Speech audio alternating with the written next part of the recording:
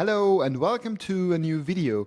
Today I would like to show you the recent update we've done to the value widget, which is a great and big one. It adds a couple of new things to the value widget. Small things, but big impact. So first of all, let's take a look at my outdoor temperature sensor.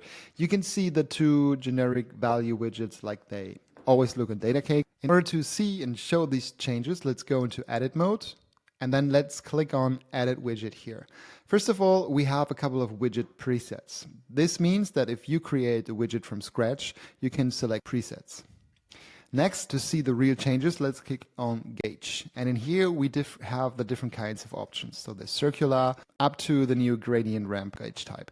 Let's stick with the circular gauge. And you can see this is the value range definition. We have the value starting, the color, and then optionally a name. And this is where things get new. So we can provide names here for these value ranges. So this is like freezing. So now you can already see what happens when I type okay, this small icon here appears and it actually provides or says the name of the actual range. Even if you do it a longer text, it will wrap and still display on this bubble here. You can switch the various kind of gauge types and it will appear on all the gauges available except for fill level and compass because it makes no sense, but for the new gradient map or gradient ramp gauge type as well. Let's go back to circular.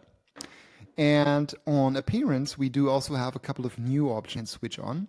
One of those, for example, is that we actually can hide the range name if you wanted to. And because I was adding an existing widget, that's why it was showing up. And we can actually optionally enable the range legend. And this shows the current range as a small panel on the side of the value widget. I'm going to save this and you can see this is the current range and the range itself is also underneath here in this kind of bill. You can play around with that and you can actually use this on all of your value widgets. Just let me quickly go through the presets because that's something that's very helpful if you create a new dashboard. You can go to add widget and then select the value widget.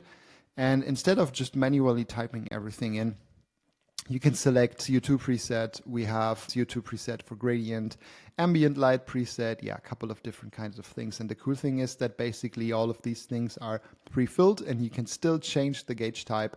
And all you need to do is select the temperature.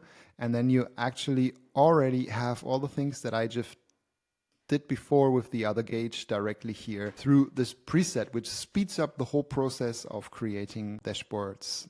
Now for this value widget, we are going to bring these presets for other widgets as well. That's the update on the value widget.